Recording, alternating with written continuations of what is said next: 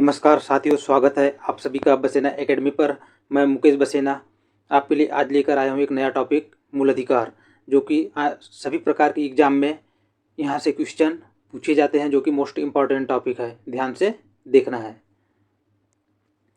तो हम शुरुआत करते हैं। मूल अधिकार। मूल अधिकार हमारे भारतीय संविधान के भाग 3 में हमारे भारतीय संविधान के भाग 3 में अनुच्छेद 12 से 35 तक दिया गया है। ठीक है। संविधान के भाग 3 में अनुच्छेद 12 से 35 तक मूल अधिकारों का विस्तृत विवरण है। इस संबंध में भारत का संविधान निर्माता अमेरिकी संविधान में वर्णित अधिकार पत्र 1791 से प्रभावित है। ठीक है। अब बात करते हैं मूल अधिकारों का तात्पर्य क्या होता है। मूल अधिकारों का तात्पर्य राजनीतिक लोकतंत्र के आदर्शों की उन्नति से है। ये अधिकार देश में लोक व्यवस्था बनाए रखने एवं राज्य के कठोर नियमों के विरुद्ध नागरिकों को सुरक्षा प्रदान करते हैं। मूल अधिकार व्यक्ति के जीवन की स्वतंत्रता एवं अभिवृद्धि के लिए आवश्यक है। क्यों आवश्यक है? जीवन की स्वतंत्रता और अभिवृद्धि के लिए आवश्यक है। इन अधिकारों में राज्य का कम से कम हस्तक्षेप हो, इसलिए अधिकांश मामलों में संविधान द्वारा इन्हें न्यायिक संरक्षण प्राप्त होता है। अब किस प्रकार न्यायिक संरक्षण प्राप्त होता है मूल अधिकार को, इसकी चर्चा हम अभी आगे करेंगे। ठीक है। अब इसमें कुछ समितियां थी। क्या थी? कुछ समितियां। संविधान सभा के गठन की योजना प्रस्तुत करने वाले कैबिनेट मिशन 1946 द्वारा सुझाव दिया गया कि मूल अधिकारों का अल्पसंख्यकों के अधिकारों की अनुशंसा करने के लिए, मूल अधिकार तथा अल्पसंख्यक के अधिकार की अनुशंसा करने के लिए एक समिति का गठन किया जाए, ये सुझाव दिया गया। तब समिति का गठन किया गया। तो इसके फलस्वरूप क्या हुआ? संविधान सभा ने सरदार वल्लभ भाई पटेल की अध्यक्षता में एक परामर्शदात्री समिति का गठन किया। परामर्शदात्री समिति का गठन किसकी अध्यक्षता में? सरदार वल्लभ भाई पटेल की अध्यक्षता में। और इसके पश्चात क्या किया गया? जेबी कृपलानी की अध्यक्षता में मूल अधिकार के लिए और एच.सी. मुखर्जी की अध्यक्षता में अल्पसंख्यकों के अधिकार के लिए उप समिति का गठन किया गया। ठीक है। अब ये जो उप समिति है तथा परामर्शदात्री समिति, इनके सिफारिश के आधार पर संविधान में मूल अधिकार को शामिल किया गया है। ठीक है। मूल अधिकार को, ये जो नाम है मूल अधिकारों को, यह नाम इसलिए दिया गया क्योंकि इन्हें संविधान द्वारा गारंटी की एवं सुरक्षा प्रदान की गई है। अब कैसे गारंटी और सुरक्षा प्रदान की गई है, इसकी चर्चा भी हम आगे करेंगे। ये मूल इसलिए है, क्यों इसको मूल क्यों कहते हैं? क्योंकि ये व्यक्ति के बहुमुखी विकास मतलब भौतिक, बौद्धिक, नैतिक एवं आध्यात्मिक विकास के लिए आवश्यक है। इसलिए इसको मूल अधिकार भी कहा गया, मौलिक अधिकार को। भारत के संविधान के भाग 3 को भारत का मैग्ना कार्टा कहा जाता है। इसको क्या कहा जाता है? भारत का मैग्ना कार्टा भी कहा जाता है। क्या कहा जाता है इसको? भारत का मैग्ना कार्टा कहा जाता है भाग 3 को। कुल मौलिक अधिकारों की संख्या है 6। मूल संविधान में 7 मौलिक अधिकार थे। कितने मौलिक अधिकार थे मूल संविधान में? 7 मौलिक अधिकार थे, जिनमें से जो संपत्ति का अधिकार है ये अब कानूनी अधिकार है। इसको 44वां संविधान संशोधन 1978 के द्वारा हटा दिया गया और अनुच्छेद 300 क में जोड़कर एक कानूनी अधिकार बना दिया गया। मूल अधिकारों को अमेरिका के संविधान से लिया गया है, याद रखना है। मूल अधिकारों की संख्या 6 है, इसके लिए अनुच्छेद 12 से 35। मूल अधिकार भारतीय संविधान की एक प्रमुख विशेषता है, किंतु इसे संविधान द्वारा परिभाषित नहीं किया गया है। क्या मूल अधिकार को संविधान द्वारा परिभाषित किया गया? नहीं किया गया है। ब्रिटेन के संविधान में बिल ऑफ राइट्स को मूल अधिकार कहा जाता है और फ्रांस और अमेरिका में इन अधिकार को प्राकृतिक और अपरिहार्य अधिकारों के रूप में स्वीकार किया गया है। ठीक है। अब बात करते हैं समता का अधिकार। जो पूरे अधिकार है 6 प्रकार के अधिकार, इसको हम शॉर्टकट में पहले पूरे अनुच्छेद देख लेते हैं, उसके बाद विस्तृत चर्चा करेंगे इसके ऊपर। तो सबसे पहले समता का अधिकार। समता का अधिकार है अनुच्छेद 14 से अनुच्छेद 18 तक। अनुच्छेद 14 की बात करें तो इसमें दिया है विधि के समक्ष समानता एवं विधियों का समान संरक्षण। क्या दिया है? विधि के समक्ष समानता एवं विधियों का समान संरक्षण। अनुच्छेद 15 में दिया है धर्म, मूलवंश, जाति, लिंग या जन्म स्थान के आधार पर विभेद का प्रतिषेध। अनुच्छेद 16 में दिया है लोक नियोजन के विषय में अवसर की समानता। लोक नियोजन की विषय में अवसर की समानता कौन से अनुच्छेद में है? अनुच्छेद 16 में। इसी आर्टिकल के आधार पर आरक्षण दिया जाता है। अनुच्छेद 17 में दिया है अस्पृश्यता का अंत। अस्पृश्यता क्या होता है, इसकी चर्चा हम आगे करेंगे। अनुच्छेद 18 में दिया गया है उपाधियों का अंत। उपाधियों का अंत कौन से अनुच्छेद में है? अनुच्छेद 18 में। अगला है स्वतंत्रता का अधिकार। स्वतंत्रता का अधिकार है अनुच्छेद 19 से 22 तक। अनुच्छेद 19 से 22 तक। ठीक है। अनुच्छेद 19 में दिया गया है अभिव्यक्ति की स्वतंत्रता। अभिव्यक्ति की स्वतंत्रता कौन से अनुच्छेद में है? अनुच्छेद 19 में। ये सब मोस्ट इंपॉर्टेंट है, आपको ध्यान से सुनना है या नोट डाउन कर लेना है। अनुच्छेद जो 20 है इसमें दिया गया है अपराधों के लिए 2 सिद्धि के संबंध में संरक्षण। क्या है 20 में? अपराधों के लिए 2 सिद्धि के संबंध में संरक्षण। अनुच्छेद 21 में दिया है प्राण और दैहिक स्वतंत्रता का अधिकार। क्या है? प्राण और दैहिक स्वतंत्रता का अधिकार। अनुच्छेद 22 में दिया गया है कुछ दशाओं में गिरफ्तारी और निरोध से संरक्षण। अगला है शोषण के विरुद्ध अधिकार। तीसरा अधिकार कौन सा है? शोषण के विरुद्ध अधिकार। ये जो अधिकार है शोषण के विरुद्ध अधिकार अनुच्छेद 23 और अनुच्छेद 24 में दिया गया है। अनुच्छेद 23 क्या कहता है? मानव के दुर्व्यापार और बलात्श्रम का प्रतिषेध। क्या है? मानव के दुर्व्यापार और बलात्श्रम का प्रतिषेध। अनुच्छेद 24 में दिया है कारखानों इत्यादि में बच्चों के नियोजन पर प्रतिबंध।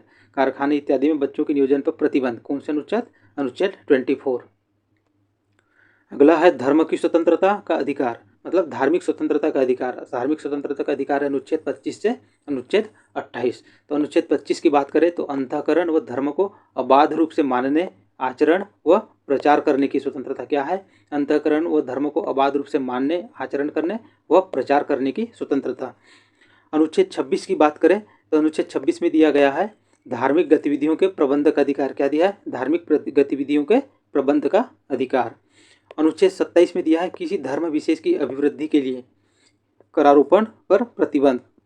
किसी धर्म विशेष की अभिवृद्धि हेतु करारोपण पर प्रतिबंध। ये क्या होता है? हम आगे इसके बारे में डिटेल से चर्चा करेंगे। अनुच्छेद 28 में दिया है कुछ शिक्षण संस्थाओं में धार्मिक शिक्षा या उपासना में उपस्थित होने के बारे में स्वतंत्रता। कुछ शिक्षण संस्थाओं में धार्मिक शिक्षा या उपासना में उपस्थित होने के बारे में स्वतंत्रता। अगला अधिकार है संस्कृति और शिक्षा संबंधी अधिकार। क्या है? संस्कृति और शिक्षा संबंधी अधिकार। ये दिया है अनुच्छेद 29 से अनुच्छेद 30 तक। ठीक है। अनुच्छेद 29 में कहा गया है अल्पसंख्यकों के लिए अधिकार। अल्पसंख्यकों के लिए क्या अधिकार है? अल्पसंख्यक क्या होते हैं इसकी भी चर्चा हम आगे करेंगे। अनुच्छेद 30 में कहा गया है शिक्षण संस्थानों की स्थापना और प्रशासन करने का अल्पसंख्यक वर्गों का अधिकार। अब बात करते हैं छठवां और अंतिम अधिकार संवैधानिक उपचारों का अधिकार। ये अनुच्छेद 32 में दिया गया है। ठीक है। इसमें 5 प्रकार का जब मूल अधिकार का उल्लंघन होता है तो हम क्या है? कोर्ट, सर्वोच्च न्यायालय जाते हैं, उच्च न्यायालय जाते हैं। इसी संबंध में इसमें कुछ मतलब सुप्रीम कोर्ट को जो पावर मिला है कुछ करने का जो यहाँ दिया गया, इसके बारे में विस्तृत चर्चा करेंगे आगे। यहाँ पे 60 में देख लेते हैं। पहला है परमादेश, बंदी प्रत्यक्षीकरण, प्रतिषेध, उत्प्रेषण और अधिकार प्रच्छा। अब हम बात करते हैं कुछ अधिकार जो है केवल भारत के नागरिकों को प्राप्त है, जबकि कुछ अधिकार ऐसे हैं जो भारत के नागरिक और विदेश के नागरिक दोनों को प्राप्त है। विदेशी और भारतीय दोनों को प्राप्त है। तो भारतीयों को प्राप्त नागरिक की भारतीय नागरिकों को प्राप्त मूल अधिकार की बात करें तो अनुच्छेद 15 में क्या है? धर्म, मूलवंश, जाति, लिंग या जन्म स्थान के आधार पर विभेद का प्रतिषेध। अगला है लोक नियोजन के विषय में अवसर की समानता, जो कि अनुच्छेद 16 में है। और कौन सा मूल अधिकार प्राप्त है? वाक स्वतंत्र, शांतिपूर्ण सम्मेलन होने, संघ बनाने, संचरण, निवास, वृत्ति की स्वतंत्रता। ये कौन से आर्टिकल में? अनुच्छेद 19। और अल्पसंख्यक वर्गों के हितों का संरक्षण अनुच्छेद 29 तथा शिक्षण संस्थाओं की स्थापना और प्रशासन करने का अल्पसंख्यक वर्गों का अधिकार।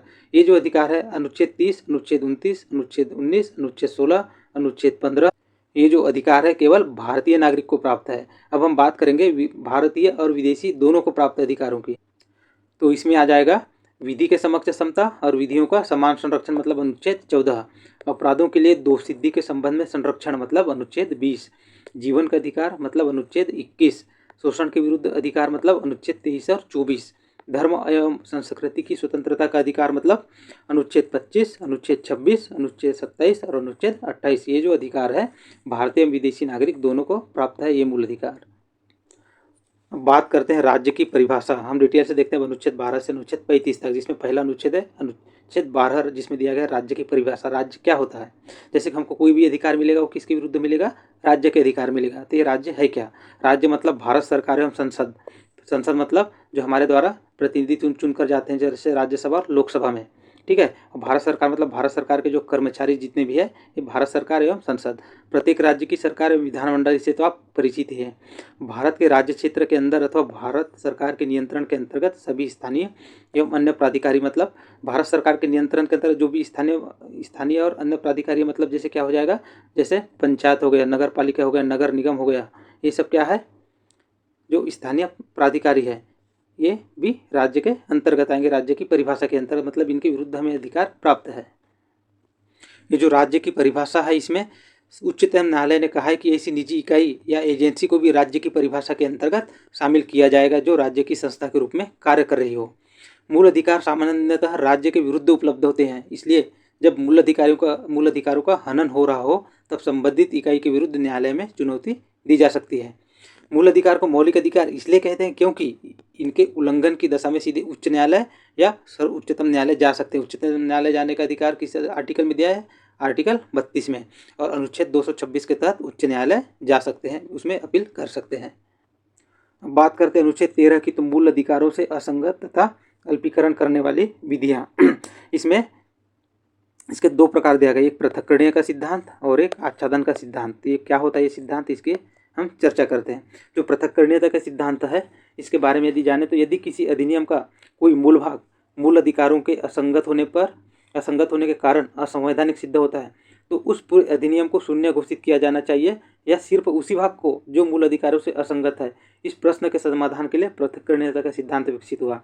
तो बात करते कि आखिर ये सिद्धांत है क्या। तो ये जो सिद्धांत है इसके अनुसार यदि किसी अधिनियम का असंवैधानिक भाग ऐसा है जिसे अधिनियम के मूल उद्देश्य अर्थात विधानमंडल के आशय को समाप्त किए बिना अलग किया जा सकता है तो केवल मूल अधिकारों से विरोध रखने वाले इसी भाग को शून्य किया जाएगा, न कि पूरे अधिनियम को। ठीक है, मतलब यदि कोई अधिनियम बनता है और वो जो अधिनियम है मूल अधिकार का उल्लंघन करता है तो पूरा अधिनियम रद्द नहीं होगा, केवल वही प्रावधान रद्द होगा जिसके कारण क्या है, जो मूल अधिकार है उसका उल्लंघन हो रहा हो। अब बात करते हैं आच्छादन के सिद्धांत का। तो आच्छादन के सिद्धांत क्या होता है? तो ये होता है जो संविधान लागू होने के पूर्व की जो विधियाँ हैं इसके लिए आच्छादन का सिद्धांत काम करता है।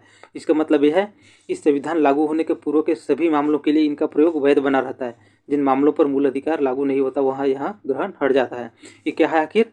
तो इसके अंतर्गत न्यायालय ने कहा कि संविधान पूर्व विधियाँ मूल अधिकारों से असंगत होने के कारण पूर्णतः समाप्त नहीं होती बल्कि अधिकारों द्वारा आच्छादित कर ली जाती है। इसका तात्पर्य क्या है कि संविधान लागू होने के पूर्व के सभी मामलों के लिए उनका प्रयोग वैध बना रहता है। ठीक है, यदि किसी मूल अधिकार में ऐसा संशोधन हो जाए जिससे संविधान पूर्व विधि के साथ उसका विरोध समाप्त हो जाए तो वह आच्छादन हट जाएगा। ऐसी विधि को फिर से पारित करने की आवश्यकता नहीं होगी। इसके अलावा इसके अतिरिक्त और एक सिद्धांत होता है इसी आर्टिकल के तहत, अनुच्छेद 13 के तहत, उसको कहते हैं अधित्याग का सिद्धांत। तो ये जो सिद्धांत है ये क्या है? इसका अर्थ क्या होता है कि कोई भी व्यक्ति संविधान द्वारा दिए गए मूल अधिकारों को अपनी इच्छा से त्याग नहीं सकता। ठीक है, जबकि अमेरिका में जो अधित्याग का सिद्धांत है ये लागू है। यदि कोई नागरिक स्वेच्छा से अपने मूल अधिकार छोड़ना चाहे तो वैसा कर सकता है, ये अमेरिका में होता है, बट भारत में ऐसा नहीं होता। क्यों नहीं होता? क्योंकि न्यायालय ने एक का विचार था कि भारत के अधिकांश लोग निरक्षर और गरीब है, उसे अपने मूल अधिकारों की पर्याप्त जानकारी एवं चेतना नहीं है। इसी स्थिति में मूल अधिकारों के अधित्याग का सिद्धांत लागू करना खतरनाक हो सकता है और कई लोग अपने स्वार्थों के लिए इसका दुरुपयोग कर सकते हैं। इसलिए जो अधित्याग का सिद्धांत है यह लागू नहीं है। तो इसमें हम देख लिए एक पृथक्करणीय का सिद्धांत, एक आच्छादन का सिद्धांत और एक अधित्याग का सिद्धांत। अब बात करते हैं अनुच्छेद 14 समता का अधिकार। ठीक है, तो इसमें जो अनुच्छेद 14 समता का अधिकार है इसमें दिया गया है विधि के समक्ष समता। जो समता का अधिकार दिया गया ये दिया गया है अनुच्छेद 14 से अनुच्छेद 18 तक। ठीक है, तो इसके अंतर्गत पहला अनुच्छेद है अनुच्छेद 14 विधि के समक्ष समता। भारत राज्य क्षेत्र में किसी व्यक्ति को विधि के समक्ष समता से अथवा विधि के समान संरक्षण से राज्य द्वारा वंचित नहीं किया जाएगा। इसके दो टाइप है। ठीक है, एक है विधि के समक्ष समता और एक है विधि के समान संरक्षण। अब इसका अर्थ क्या होता है देखिए, विधि के समक्ष समता का अर्थ होता है कि ये जो विधि के समक्ष समता है इसको ब्रिटेन से, ये जो अवधारणा इसको ब्रिटेन से ली गई है। इसमें विधि का वही अर्थ होता है जो डाइसी के विधि का शासन अथवा विधि या न्याय की अवधारणा से था। विधि के शासन से अभिप्राय है कि कानून सर्वोपरि है तथा वह सभी लोगों पर समान रूप से लागू होगा, चाहे वो जो व्यक्ति है आर्थिक संसाधन या सामाजिक प्रतिष्ठा आदि की दृष्टि से कितना भी ऊंचा क्यों न हो, वह देश की कानून व्यवस्था से ऊपर नहीं है। ये जो विधि के समक्ष समता है एक नकारात्मक विचार है, क्योंकि समता के कारण विभिन्न परिस्थिति वाले व्यक्ति, जैसे कह सकते हैं कि गरीब हो गया, पिछड़े हो गए, मजदूर हो गया या वंचित वर्ग हो गए, इन पर जो एक समान विधि लागू करना उचित नहीं है। तो अब इसी के लिए आता है एक विधि के समान संरक्षण। तो विधि के समान संरक्षण का मतलब होता है ये क्या है, एक सकारात्मक भेदभाव है। विधि के समक्ष समता नकारात्मक विचार है और विधि के समान संरक्षण एक सकारात्मक भेदभाव है। ठीक है, तो जो इसे सकारात्मक भेदभाव का विचार भी कहा जाता है।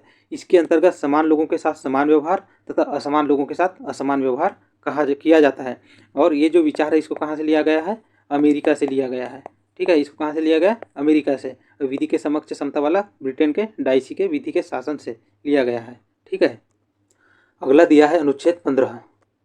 अनुच्छेद 15 में धर्म, मूल, वंश, जाति, लिंग तथा जन्म स्थान के आधार पर विभेद का प्रतिषेध किया गया है। क्या किया गया है? धर्म का ये विभेद का प्रतिषेध। अनुच्छेद 15(3) में कहा गया है राज्य के द्वारा महिला और बच्चों के उत्थान के लिए विशेष प्रावधान समानता के अधिकार का उल्लंघन नहीं करता। मतलब यदि राज्य जो है महिला और बच्चों के उत्थान के लिए कोई विशेष प्रावधान करता है तो उसको समानता के अधिकार का उल्लंघन नहीं माना जाएगा। अनुच्छेद 15(4) कहता है राज्य के द्वारा सामाजिक और शैक्षिक रूप से पिछड़े वर्ग के लोगों तथा अनुसूचित जाति और अनुसूचित जनजाति के उत्थान के लिए किए गए उपाय समानता के अधिकार का उल्लंघन नहीं माना जाएगा। मतलब यदि जो सामाजिक और शैक्षिक रूप से पिछड़े वर्ग है और ST/SC के और जो ST/SC है उनके उत्थान के लिए कोई प्रावधान करता है राज्य, तो इसको भी समता के अधिकार का उल्लंघन नहीं माना जाएगा और न ही अनुच्छेद 292 के विरुद्ध माना जाएगा। इसे चंपकम दोराई राजन बना मद्रास राज्यवाद में पहले संविधान संशोधन 1951 द्वारा जोड़ा गया था।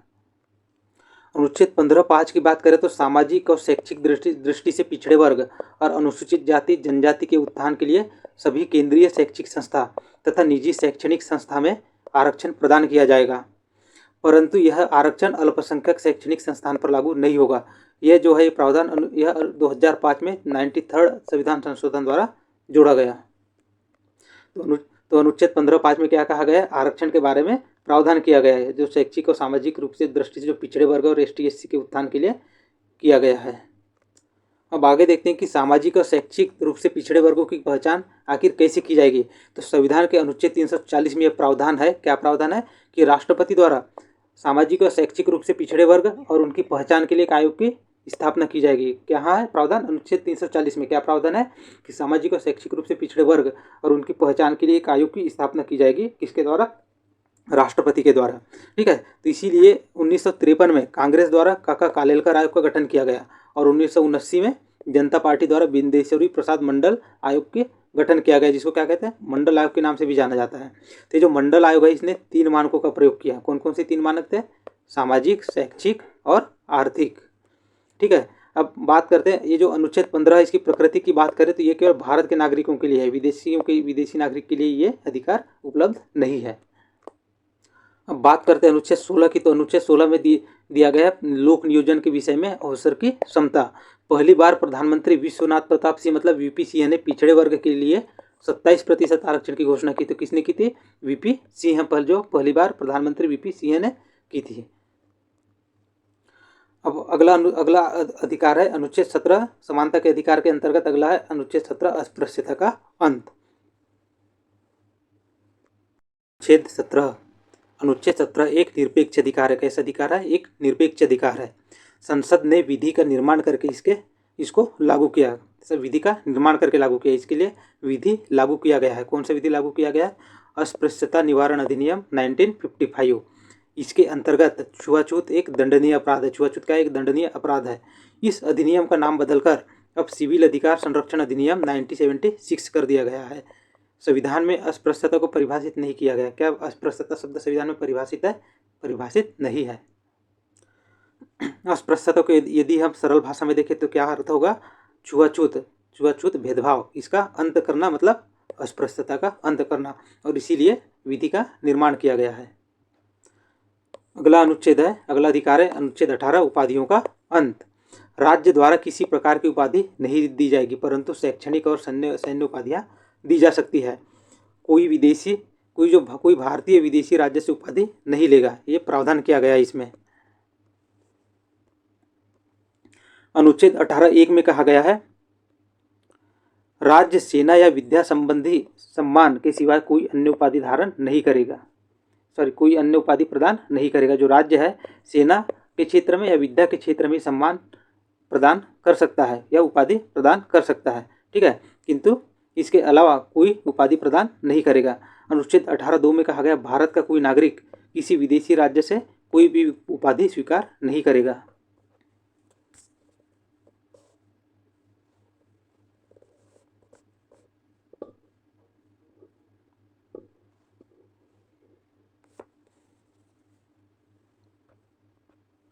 तो वह जो विदेशी व्यक्ति है राष्ट्रपति की सहमति के बिना उपाधि नहीं लेगा। कहाँ से नहीं लेगा? विदेशी राज्य से नहीं लेगा। इसमें एक बार विवाद हुआ था 1954 में। ये जो विवाद उत्पन्न हुआ जब भारत सरकार विभिन्न सम्मान एवं उपाधियाँ प्रारंभ की।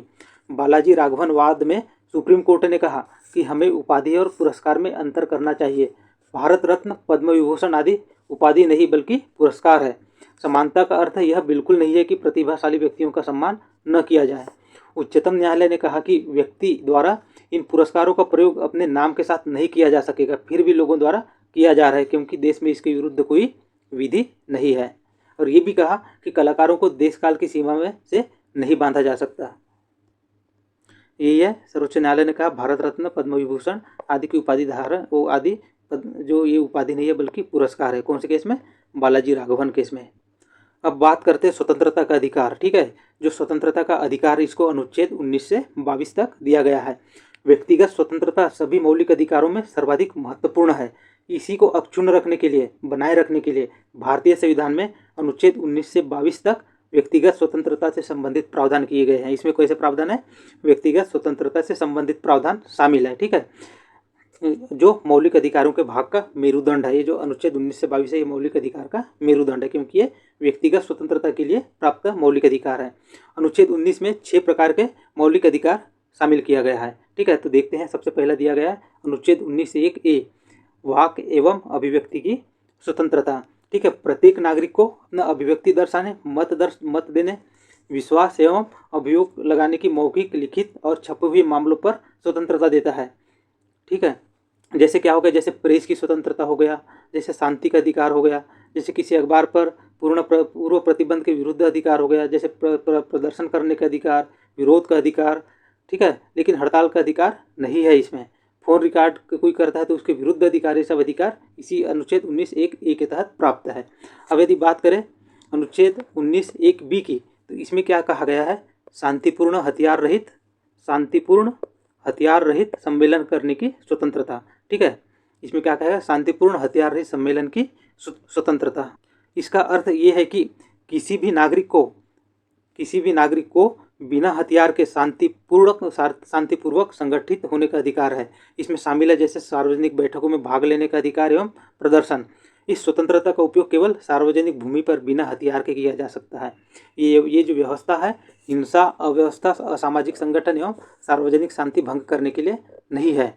इस अधिकार में हड़ताल के अधिकार शामिल नहीं होता है। अब आगे बात करते हैं अनुच्छेद 19(1)(c). इसमें कहा गया समूह एवं संघ बनाने की स्वतंत्रता। ठीक है, इसमें ये जो प्रावधान है अनुच्छेद 19(1)(c), इसको 97 मतलब 97वें संविधान संशोधन के द्वारा इसके बाद में इसको जोड़ा गया। इसमें सहकारी समिति के निर्माण करने की स्वतंत्रता दी गई। ठीक है, अब बात करते हैं अनुच्छेद 19(1)(d) भारत के समूचे भूभाग में अबाध आवागमन का अधिकार। इसके बाद आता है अनुच्छेद 19(1)(e) भारत के किसी भाग में निवास करने का अधिकार।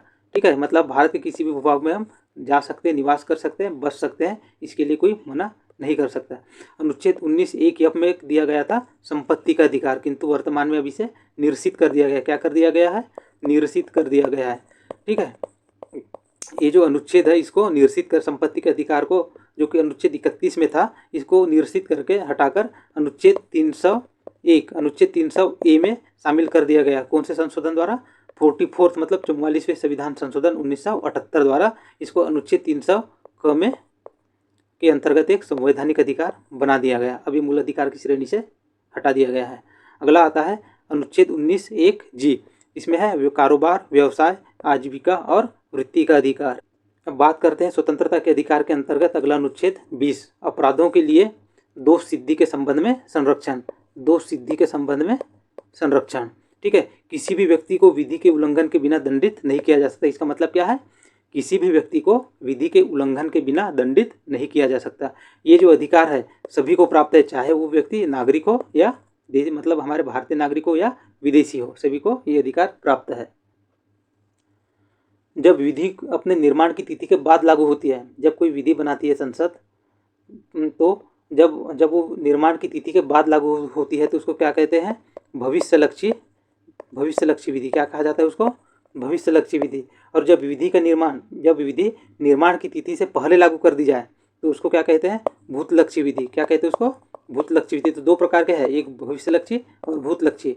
भविष्यलक्षी मतलब निर्माण की तिथि के बाद से लागू होगी तो भविष्यलक्षी विधि, और निर्माण की तिथि से पहले लागू होगी तो वो भूतलक्षी विधि कहलाएगी।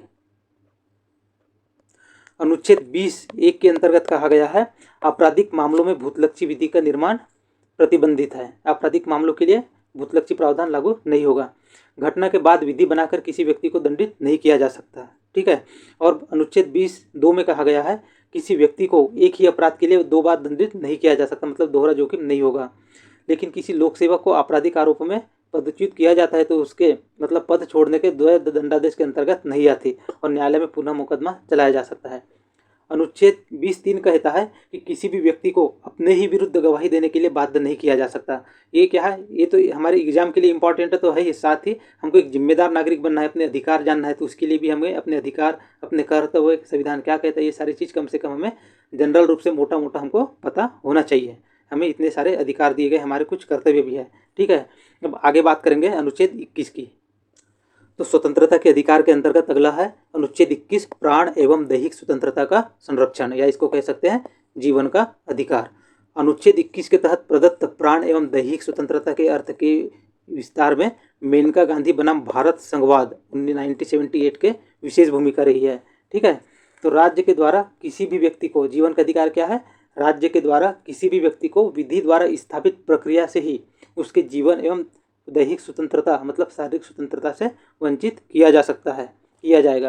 अनुच्छेद 21 के तहत ये है मेनका गांधी जो वाद है, केस है, इसमें इसकी महत्वपूर्ण भूमिका रही थी।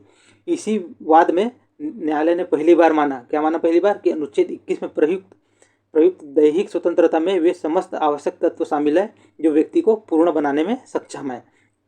अनुच्छेद 19 के तहत प्रदान किए गए स्वतंत्रता के समस्त अधिकार स्वयं ही समाहित हो जाते हैं। जो सर्वोच्च न्यायालय उसने अनेक प्रकार अपने बहुत सारे मामलों में अनुच्छेद 21 का बार बार इनके अर्थों का विस्तार किया है। और सुप्रीम कोर्ट ने इस बात पर भी बल दिया, कोई सी बात, कि जीवन के अधिकार में मात्र पशु तुल्य जीवन स्वीकार नहीं होगा बल्कि मानव होने के कारण सम्मानपूर्ण जीवन होना चाहिए, गरिमापूर्ण जीवन होना चाहिए।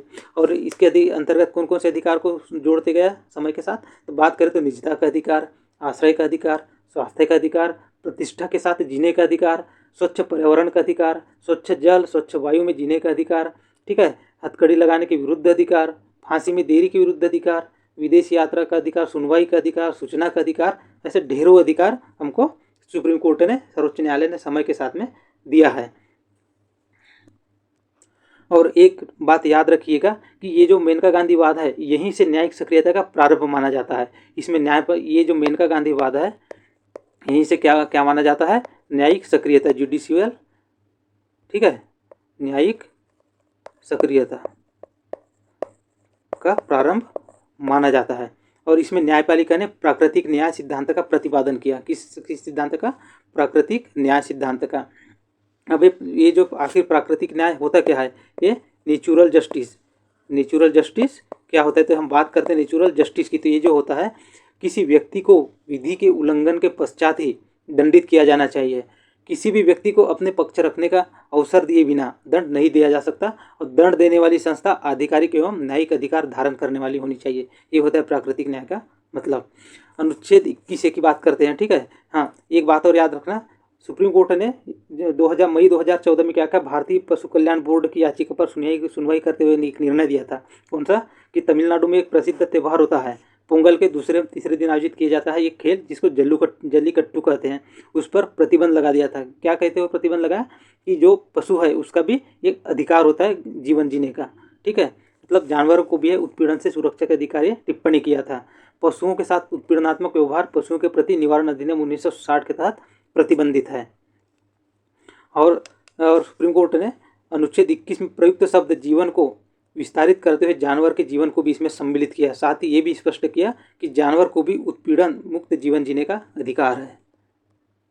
अब बात करते हैं अनुच्छेद 21(1), ठीक है, स्वतंत्रता के अधिकार के अंतर्गत 6 से 14 वर्ष के बच्चों को अनिवार्य व निःशुल्क प्राथमिक शिक्षा दी जाएगी। 86वें संविधान संशोधन 2002 द्वारा इसको जोड़ा गया, ठीक है। इसी संशोधन द्वारा संविधान के अनुच्छेद 45 का है डीपीएसपी राज्य के नीति निर्देशक तत्व में, ठीक है। और अनुच्छेद 51 क में भी संशोधन किया गया। अनुच्छेद 51 में पहले प्रावधान था, क्या प्रावधान था, राज्य बालकों को निःशुल्क व अनिवार्य शिक्षा प्रदान करेगा, बालकों को, ठीक है। तो अब क्या है कि 6 से 14 वर्ष के बच्चों के लिए शिक्षा मूल अधिकार के अंतर्गत अनुच्छेद 21 एक में शामिल हो गई। तो अब क्या है, अनुच्छेद 45 में क्या है, 0 से 6 वर्ष की आयु के बच्चों को शिक्षा प्रदान करने का प्रयास करने की घोषणा की गई, किसमें, अनुच्छेद 45 में। और 6 से 14 वर्ष के बच्चों को अनुच्छेद 21 ए में डाल दिया गया। और अनुच्छेद 51 का एक नया मूल कर्तव्य भी जोड़ा गया, एक नया, ठीक है, 51 का, ठीक है। उसमें एक नया मूल कर्तव्य जोड़कर टोटल संख्या होगी मूल कर्तव्य की 11। और क्या लिखा गया उसमें, प्रत्येक माता पिता या संरक्षक 6 से 14 वर्ष की बीच की आयु के अपने बच्चों को शिक्षा प्राप्त करने का अवसर प्रदान करेगा। ये क्या है, माता पिता या संरक्षक का कर्तव्य होगा। की पॉइंट है, आपको ये सब साथों साथ या तो नोट डाउन कर लीजिए या स्क्रीनशॉट ले लीजिए, आपको यदि आप अपनी ज़रूरत के हिसाब से देख सकते हैं। 44वां संविधान संशोधन अधिनियम 1978 पारित किया गया, ठीक है, जिसमें अनुच्छेद 369 का संशोधन करके यह व्यवस्था की गई, क्या व्यवस्था की गई कि अनुच्छेद 20 और अनुच्छेद 21 द्वारा दिए गए अधिकार को राष्ट्रपति के आदेश द्वारा भी निलंबित नहीं किया जा सकता। इसमें एक और टर्म आता है इच्छा मृत्यु की। इसमें 2 प्रकार का होता है, एक निष्क्रिय इच्छा मृत्यु और एक सक्रिय इच्छा मृत्यु, ठीक है। तो जो निष्क्रिय इच्छा मृत्यु है, सर्वोच्च न्यायालय ने भारत में इसे स्वीकार कर लिया है। निष्क्रिय इच्छा मृत्यु को किसी मरीज का जीवन रक्षक प्रणाली पर टिका हो, ठीक है, मतलब जीवन रक्षक प्रणाली पर यदि किसी का जीवन टिका हो तो वो हटाकर उसकी जो इच्छा मृत्यु है दे दिया जा सकता है, उसको उसकी इच्छा को पूरा किया जा सकता है। बट सक्रिय इच्छा मृत्यु मतलब होता है कि उसकी इच्छा से, ठीक है। तो उच्चतम न्यायालय ने इसकी अनुमति, सक्रिय इच्छा मृत्यु की अनुमति नहीं दी गई है। इसके अंतर्गत क्या होता है, दवाई या इंजेक्शन देकर व्यक्ति का जीवन समाप्त कर दिया जाता है। तो सक्रिय इच्छा मृत्यु भारत में लागू नहीं है, जबकि निष्क्रिय इच्छा मृत्यु लागू है। अब बात करते हैं अनुच्छेद 22 स्वतंत्रता के अधिकार के अंतर्गत अंतिम अनुच्छेद 22 कुछ दशाओं में गिरफ्तारी व निरोध से संरक्षण। तो अनुच्छेद 22 एक कहता है मनमानी गिरफ्तारी से संरक्षण। किससे, मनमानी गिरफ्तारी से, मतलब किसी व्यक्ति को गिरफ्तार करने का कारण या गिरफ्तार कर रहा है तो उसका आधार बताना पड़ेगा, ठीक है, और उसे अपने मनपसंद के वकील से परामर्श करने का भी अधिकार होगा। इसके जो है मतलब अधिकार मिला गया है। अनुच्छेद 22(2) में कहा गया हिरासत में लेने के 24 घंटे के अंदर न्यायपालिका के समक्ष प्रस्तुत, यदि कोई पुलिस हमको गिरफ्तार कर लेता है तो 24 घंटे के अंदर हमें कोर्ट में पेश करना पड़ेगा। और हाँ, ये जो 24 घंटे की अवधि है इसमें यात्रा का समय शामिल नहीं होगा। अनुच्छेद 22(3) में क्या कहता है, 2 प्रकार के व्यक्ति को अधिकार, ये अधिकार नहीं मिलेगा। कौन कौन से 2 प्रकार के व्यक्ति को, एक वो जो निवारक नज़रबंदी में रखे गए लोग हैं और दूसरा विदेशी शत्रु है, इनको ये अनुच्छेद 22 वाला जो अधिकार है नहीं मिलेगा। अगला अधिकार है शोषण के विरुद्ध अधिकार। शोषण के विरुद्ध अधिकार जो कि अनुच्छेद 23 और अनुच्छेद 24 में दिया गया है, शोषण के विरुद्ध अधिकार। इसमें क्या है, मानव के दुर्व्यापार, बलात्श्रम और बेकार का प्रतिषेध कहा गया है। अनुच्छेद 23(1) में 3 प्रकार के शोषण को प्रतिबंधित किया गया है। कितने प्रकार के, 3 प्रकार के। वो 3 प्रकार के कौन कौन से हैं, ये जो आर्टिकल अनुच्छेद 22 है, अनुच्छेद 22, इसके अंतर्गत जो आर्टिकल 22 है इसमें निवारक निरोध संबंधी प्रावधान दिया गया है, ठीक है। तो इसमें निवारक नज़रबंदी के कुछ कानून बनाए गए थे। पहले तो ये देख लीजिए कि जो निवारक नज़रबंदी की अवधि है उसको 3 महीने तक किसी को भी बंदी बनाया जा सकता है। इसके तहत 3 महीने से अधिक समय के लिए बंदी बनाने हेतु न्यायिक समिति के द्वारा अनुशंसा आवश्यक होगी और संसद विधि द्वारा अधिकतम समय सीमा का निर्धारण कर सकती है। अब इसका आशय क्या है, मतलब निवारक नज़रबंदी होता क्या है, तो किसी व्यक्ति को नज़रबंद करके संभावित अपराध को रोकना, मात्र संदेह के आधार पर किसी को हिरासत में ले लेना, ठीक है, या अपराध करने से पहले किसी व्यक्ति को नज़रबंद कर लेना। बात करते हैं निवारक नज़रबंदी का आधार क्या हो सकता है, तो क्या हो सकता है, इसका आधार क्या हो सकता है, इसका आधार हो सकता है राष्ट्रीय सुरक्षा के लिए खतरा। क्या हो सकता है, राष्ट्रीय सुरक्षा के लिए खतरा, राष्ट्रीय एकता अखंडता के लिए चुनौती, सार्वजनिक सेवा की आपूर्ति में बाधा और समाज में अवैमनस्य मतलब झगड़ा फैलाना, ठीक है। अब इसके लिए विधि बनाने की शक्ति केंद्र सरकार और राज्य सरकार दोनों को है। निवारक नज़रबंदी से संबंधित कुछ कानून लागू किया गया था, ठीक है, ये इंपॉर्टेंट है, हमें याद रहना चाहिए। जैसे कौन कौन से है, जैसे मीसा एक्ट क्या है, तो ये मीसा का फुल फॉर्म होता है maintenance of internal security act. ये लागू हुआ था 1971 में। कब लागू हुआ था, 1971 में, ठीक है। क्यों हुआ था, 1971 का युद्ध हुआ था देश की सुरक्षा, एकता और अखंडता का मुद्दा था उस समय। और इसका दुरुपयोग कब किया गया? 1975 में। मीसा एक्ट का वो दुरुपयोग 1975 में किया गया, जब देश में आपातकाल लगा हुआ था, ठीक है, आपातकाल के दौरान। और 1978 में 1978 में जब जनता पार्टी की सरकार बनी, तो जब मोरारजी देसाई प्रधानमंत्री थे उस समय ये जो मीसा कानून है इसको समाप्त कर दिया गया। क्या किया? समाप्त कर दिया गया, ठीक है। अब एक और निवारक नज़रबंदी कानून था, ठीक है। एक मीसा हो गया, और एक की बात करते हैं, ठीक है, रासुका, जिसको राष्ट्रीय सुरक्षा कानून कहा जाता है। एक हो गया मीसा 1971, एक हो गया, एक क्या है? रासुका।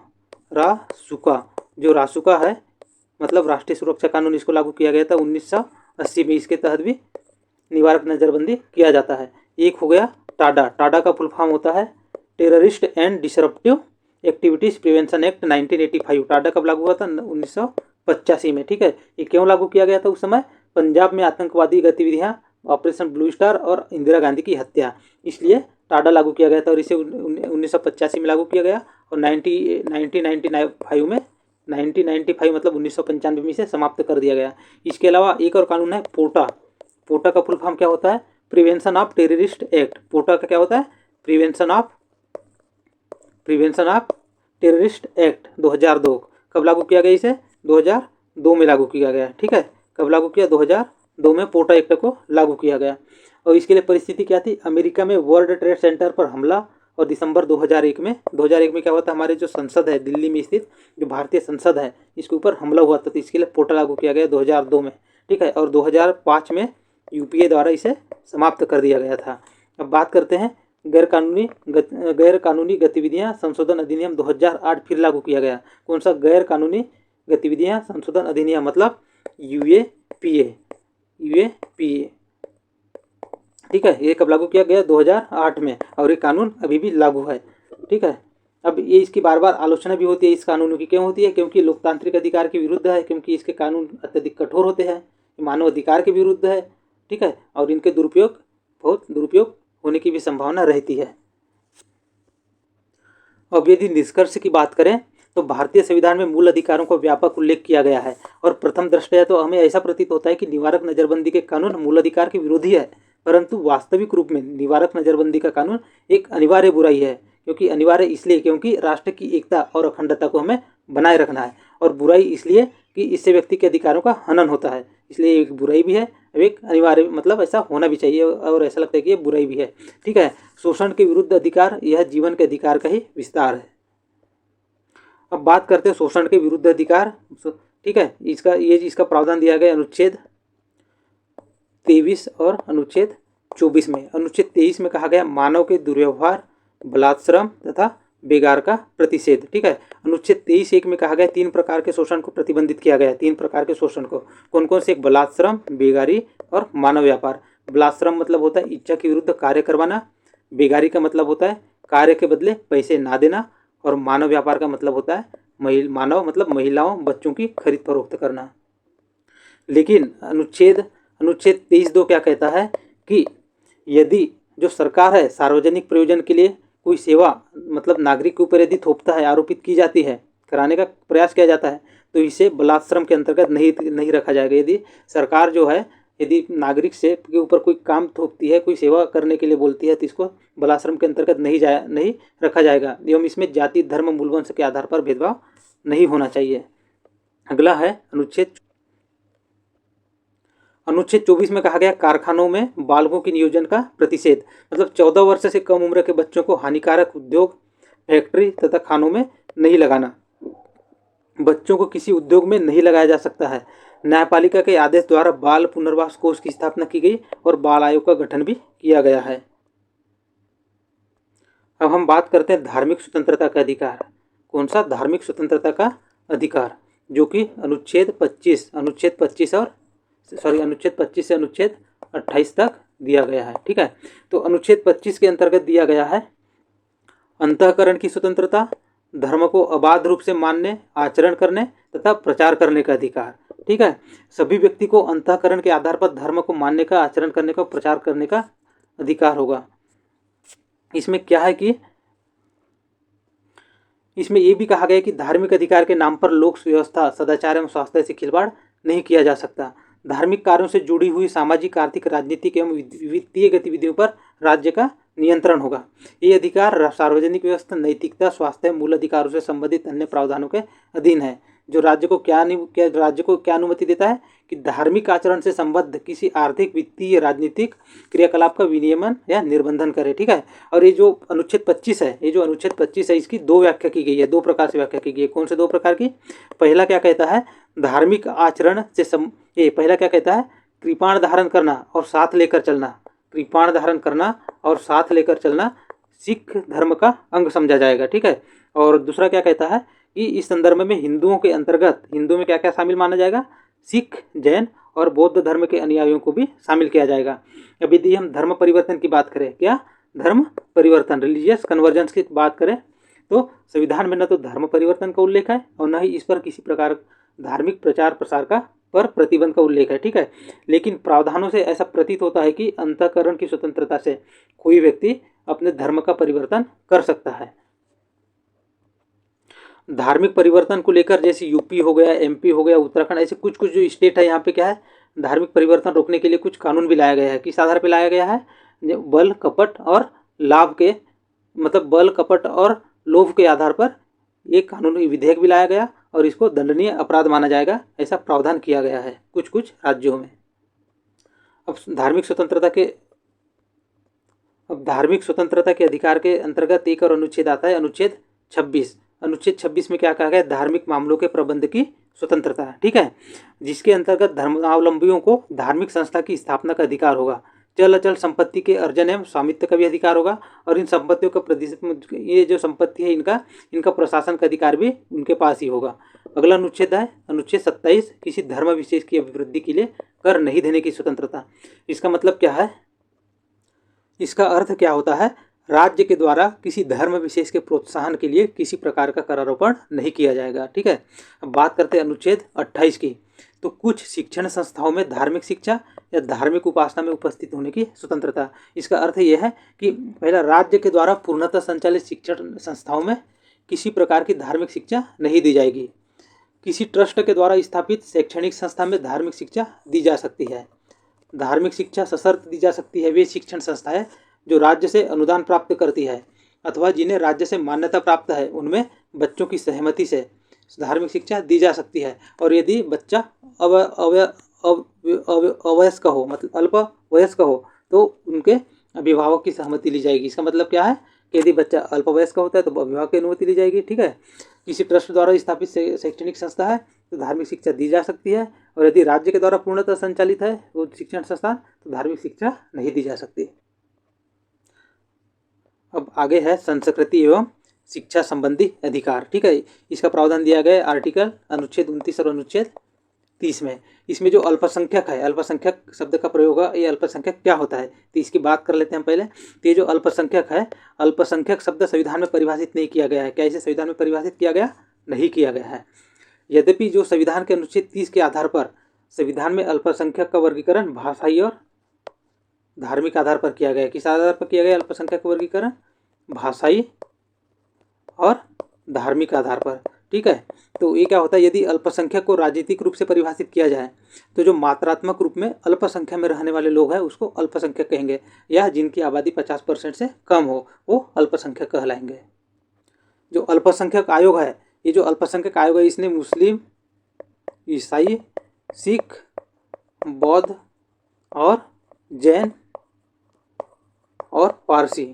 ठीक है। ये जो हो गया मुस्लिम, ईसाई, सिख, बौद्ध, जैन और पारसी को अल्पसंख्यक समुदाय के रूप में सम्मिलित किया गया है। ठीक है। अब हम बात करते हैं अनुच्छेद 29 की, अनुच्छेद 29 की 29। तो अल्पसंख्यक वर्गों के हितों का संरक्षण करने की बात कही गई है। अब अनुच्छेद 29(1) क्या कहता है? भारत में नागरिकों के किन्हीं वर्गों को अपनी भाषा, लिपि और संस्कृति के संरक्षण का अधिकार होगा। किसके संरक्षण का? भाषा, लिपि और संस्कृति। मोस्ट इंपॉर्टेंट है, याद रखना है। ठीक है। अनुच्छेद 29(2) क्या कहता है? राज्य से वित्त प्राप्त किसी शैक्षणिक संस्था में धर्म, जाति, मूलवंश के आधार पर भेदभाव नहीं किया जाएगा। ठीक है। अनुच्छेद 29 हो गया। और अनुच्छेद 30 की बात करें तो शिक्षण संस्थानों की स्थापना और प्रशासन करने का अल्पसंख्यकों का अधिकार। अल्पसंख्यकों का कौन सा अधिकार? शिक्षण संस्थान की स्थापना और उसका प्रशासन करने का। ठीक है। तो इसमें क्या होता है, ये जो अल्पसंख्यक के जो शैक्षणिक संस्थान है, इसका मतलब क्या है, तो ध्यान से सुनिए। ऐसे शैक्षणिक संस्थान जो अल्पसंख्यक समुदाय के द्वारा स्थापित हो, ठीक है। ये संस्था दो प्रकार की हो सकती है। कौन सी दो प्रकार के? राज्य से अनुदान प्राप्त करने वाली शिक्षा संस्थान और राज्य से अनुदान प्राप्त नहीं करने वाली शिक्षा संस्थान, ठीक है। तो इसमें इनकी स्थापना और प्रशासन करने का अधिकार भी अल्पसंख्यकों का अधिकार है अनुच्छेद 30 के तहत। अब अगला है अनुच्छेद 31। क्या है? अनुच्छेद 31 संपत्ति का अधिकार, जो कि निर्देशित कर दिया गया है, ठीक है। वर्तमान में इसकी जो स्थिति है, संपत्ति का अधिकार एक वैधानिक अधिकार है। कौन से अनुच्छेद में रहा है अभी वर्तमान में? अनुच्छेद 300A में, पहले अनुच्छेद 31 में था, ठीक है। राज्य के नीति निर्देशक तत्व एवं संपत्ति के अधिकार में टकराव हुआ। एक ऐसे टकराव हुआ जब हम एक वीडियो आएगा हमारा राज्य के नीति निर्देशक तत्वों में, तो वहाँ पे हम बताएंगे आपको कि उसका जो अनुच्छेद 39B में ये उल्लेख है कि राज्य ऐसी नीतियों का निर्माण करेगा जिससे संपत्ति का विकेंद्रीकरण हो, मतलब संपत्ति का केंद्रीकरण कुछ ही हाथों में नहीं हो और सभी को आय के समान अवसर और समानता प्राप्त हो। इसके लिए क्या था कि संपत्ति का सीमांकन करना आवश्यक था। और इसके लिए सरकार ने क्या किया था? सार्वजनिक कार्यक्रम के लिए जमींदारी उन्मूलन कानून लाने की आवश्यकता थी।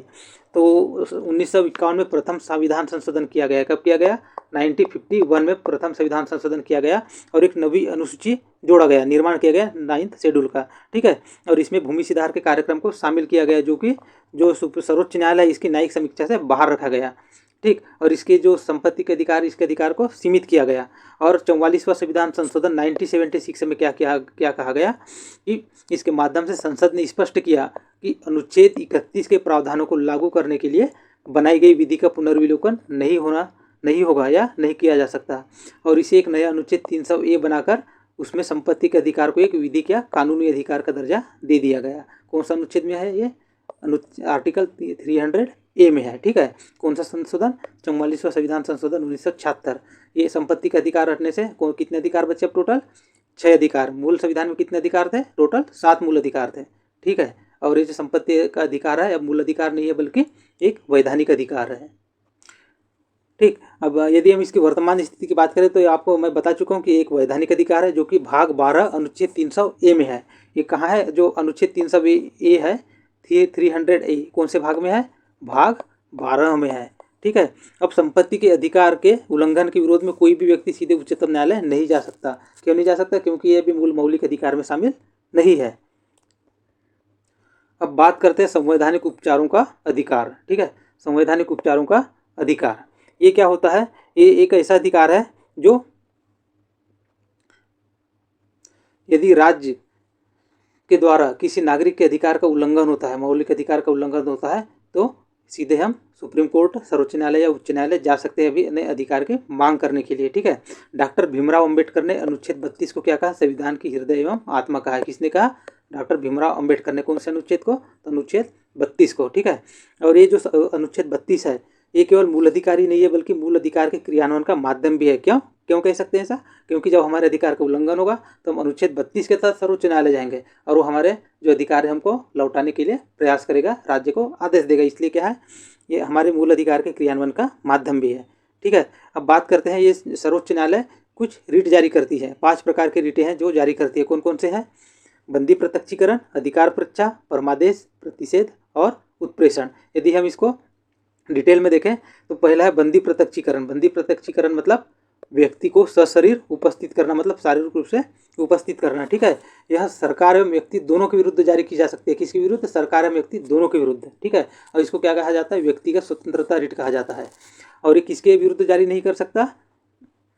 तो ये निवारक उनके विरुद्ध जारी नहीं कर सकेगा जो ऑलरेडी दंडित हो चुका है न्यायालय से, जिसको ऑलरेडी दंड मिल चुका है या जो निवारक नज़रबंदी के मामले में बंद है, उनके खिलाफ ये रिट जारी नहीं होगा, ठीक है। जिस मामले में न्यायपालिका ने अपना निर्णय दे दिया हो उस मामले को पुनः उसी आधार पर न्यायपालिका के समक्ष नहीं लाया जाएगा। अब बात करते हैं परमादेश की। तो परमादेश का मतलब है हम आदेश देते हैं। क्या है इसका अर्थ? हम आदेश देते हैं। न्यायपालिका द्वारा किसी भी प्राधिकारी, अधिकारी, सरकारी या न्यायिक निकायों के विरुद्ध जारी किया जाता है, ठीक है। और क्या है इसमें? ये जो राज्यपाल और राष्ट्रपति है इसके विरुद्ध परमादेश जारी नहीं किया जाता। किसके विरुद्ध जारी नहीं किया जाता परमादेश? राष्ट्रपति और राज्यपाल। बंदी प्रत्यक्षीकरण किसके विरुद्ध जारी नहीं किया जाता? जो ऑलरेडी दंड दिया जा चुका हो जिसको, या जो निवारक नज़रबंदी के तहत बंद हो। अब बात करते हैं अधिकार परीक्षा की। अब यदि अधिकार परीक्षा की बात करें तो इसका अर्थ होता है किस अधिकार से, ठीक है। यदि किसी सार्वजनिक पद पर कोई व्यक्ति अवैध रूप से आसीन हो, ठीक है, ये रीट किसी निजी पद पर आसीन व्यक्ति के विरुद्ध जारी नहीं की जा सकती। जो अधिकार परीक्षा है, कोई सार्वजनिक पद पर कोई व्यक्ति अवैध रूप से यदि आसीन हो मतलब बैठा हो तो उसके खिलाफ जारी किया जाएगा। और ये जो रीट है अधिकार परीक्षा, ये निजी पद पर बैठे किसी व्यक्ति के विरुद्ध जारी नहीं की जा सकती। अगला है उत्प्रेषण। उत्प्रेषण मतलब मांग लेना, ठीक है। इसका मतलब क्या होगा कि उच्चतम न्यायालय किसी निचली अदालत से किसी मामले की सुनवाई के लिए अपने पास मंगा सकता है, किसी मामले की सुनवाई को अपने पास मंगा सकता है, ठीक है। अब आते हैं अगला प्रतिषेध। प्रतिषेध मतलब होता है मना कर देना। उच्चतम न्यायालय निचली न्यायपालिका को किसी मामले की सुनवाई से मना कर सकता है। यह रीट तब जारी होती है जब मामला निचली अदालत में लंबी हो। यह रीट कब जारी होगी? जब मामला निचली अदालत में लंबी हो। तो क्या होता है कि नीचे जो उच्चतम न्यायालय है निचली अदालत को वो जो मामला है निचली अदालत में उसको सुनवाई से रोक सकता है। अब अगला है अनुच्छेद 33। अनुच्छेद 33 क्या कहता है? सैन्य बल एवं अर्धसैनिक बलों में कार्यरत लोगों के लिए मूल अधिकार को प्रतिबंधित किया जा सकता है। अनुच्छेद 33 में किसका मूल अधिकार प्रतिबंधित किया जा सकता है? सैन्य बल और अर्धसैनिक बल में कार्यरत लोगों का, ठीक है। उनके अधिकार को प्रतिबंधित करने के लिए संसद के द्वारा विधि निर्माण किया जाएगा। किसके द्वारा? संसद के द्वारा, और विधानसभा के द्वारा नहीं किया जा सकता, ठीक है। अनुच्छेद 34 कहता है यदि किसी क्षेत्र में सैन्य अधिनियम लागू हो तो उसे क्षेत्र के लिए मूल अधिकारों को स्थगित किया जा सकता है। सैन्य अधिनियम यदि किसी क्षेत्र में लागू रहता है तो उस क्षेत्र के मूल अधिकार को स्थगित किया जा सकता है। ये सरकार को ये अधिकार प्राप्त है। अनुच्छेद 34। यदि अनुच्छेद 35 की बात करें तो केवल संसद को कुछ विशेष मूल अधिकार को प्रभावित बनाने के लिए कानून बनाने की शक्ति दी गई है, ठीक है। और ये जो अधिकार है राज्य विधानमंडल को प्राप्त नहीं है। और ये जो शक्ति है कानून बनाने की, इस पर एक संसद को है, ठीक है, संसद को, राज्य विधानमंडल को नहीं है। ऐसा क्यों नहीं है? क्योंकि ये जो व्यवस्था है ये क्या सुनिश्चित करते हैं कि भारत में मूल अधिकार एवं दंड उसके प्रकार में एक रूपता हो। इस दिशा में अनुच्छेद 35 क्या व्यवस्था करता है? संसद के पास कानून बनाने का अधिकार होगा, ठीक है। कौन कौन से मामले में कानून बनाने का अधिकार होगा? अनुच्छेद 16, अनुच्छेद 32, अनुच्छेद 33 और अनुच्छेद 34 के मामले में। जबकि, ठीक है, जबकि जो अनुच्छेद 17 एवं अनुच्छेद 23 है, ठीक है, ये संसद के पास मूल अधिकार के तहत दंडित करने के लिए कानून बनाने का अधिकार होगा, ठीक है। ये इसमें भी केवल संसद के पास होगा। और ये जो अनुच्छेद 16, अनुच्छेद 32, अनुच्छेद 33, अनुच्छेद 34 से भी केवल संसद के पास होगा। जबकि कुछ जो विषय है उस पर कानून बनाने का प्रावधान मतलब विधानमंडल के पास भी होते हैं, ठीक है। मौलिक अधिकारों में संशोधन से जुड़े कुछ मामले पर नजर डालते हैं। तो पहला दिया है शंकरी प्रसाद बनाम भारत सरकार 1951। शंकरी प्रसाद बनाम भारत सरकार 1951 में सुप्रीम कोर्ट ने फैसला सुनाया कि संसद को मौलिक अधिकारों में संशोधन करने का अधिकार है। सुप्रीम कोर्ट ने क्या कहा इस केस में? संसद को मौलिक अधिकारों में संशोधन करने का अधिकार है।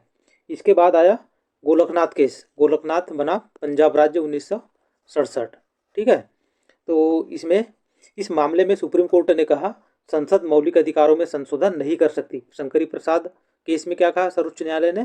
संसद मौलिक अधिकारों में संशोधन कर सकती है। जबकि गोलकनाथ केस में क्या कहा गया?